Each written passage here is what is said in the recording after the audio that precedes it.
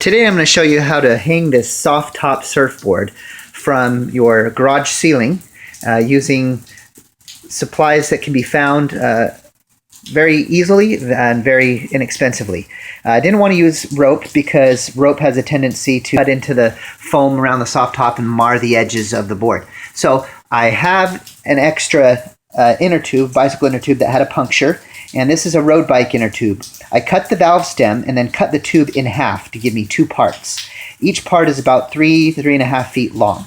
Then I shoved about 6 to 8 feet of rope inside the tube.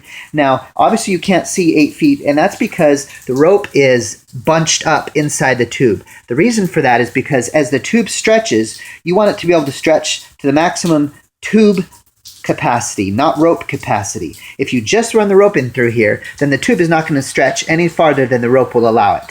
So a quick and easy way to get excess rope inside your tube is to take a wrench and put it on both edges of the tube here, clamp down, and then stretch your tube, and the excess rope will feed itself inside the tube. Stretch it as far as you think the tube will go, and then grab the edge so you don't lose your stretch, and then release. Once you've done that, once you have the edges, then you'll tie a double knot in the rope, and you'll feed that double knot into the tube. So imagine the knot is inside the tube. It's approximately where my finger is. Then you'll take a zip tie or two, such as those, and you'll zip tie the tube closed so that the knot cannot come out. And that will keep all the excess rope inside the tube as you're using it for the hanger. Then you'll take some electrical tape and you'll wind the tape around the zip tie that you've cut off. And that's just to provide softness protection so that you have no sharp edges or corners when you're hanging your surfboard. So after you've done this, I've got a finished product over here. It'll look something like this. Again, the tube itself is around 3.5 feet long, and there's about double that of rope jammed inside so that as it stretches, it will never stretch beyond the rope's capacity, so the tube has full stretch capability. And that will put the stress on the softness of the rubber, and there will not be the stress of the rope, but then you'll be able to use the rope as the hanger. I've got here, as I mentioned previously, the zip ties. The knot is right here. It's very thick and bulgy. There's no way it's going to come beyond the zip tie. And the zip tie is wrapped nice and tight, but it's no sharp edges. Then the excess rope, however much excess you leave, is how much you'll be able to hang from your ceiling. So judge how much you need to hang from the ceiling. I judged about 8 inches. I want it to be suspended about 8 inches from my ceiling. Now, obviously, the amount that you suspend it will affect how much flex you have. So don't give yourself so much that you're not going to be stretching your tube at all. You want your tube to be a bit snug around the board, but not super, super tight.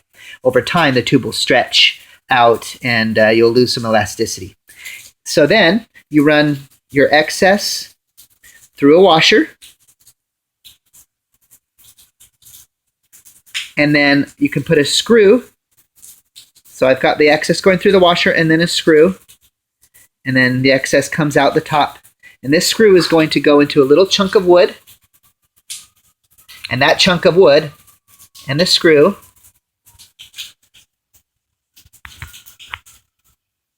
like so will go right up into the ceiling. Now I'm going into a stud, so I'm not worried about the 1/4 inch or so of thread that I have, but use your judgment as far as what length of screw you need. I'm using this chunk of wood to protect the drywall. I don't want, because I have this excess rope coming out, I want the rope to be against the wood. And then what's going to happen is, as this washer pushes pressure onto the rope, as the weight of the board pulls, as you see, it'll maintain tautness. And once you have the screw screwed in, then you can tie a knot in this rope, and that way the knot will not be able to come through the hole in the washer, and you'll be safe that way too. Then this will simply be dangling from the ceiling, and I'll slide one end like so. Okay, and then I will make two, and then slide the other to the back.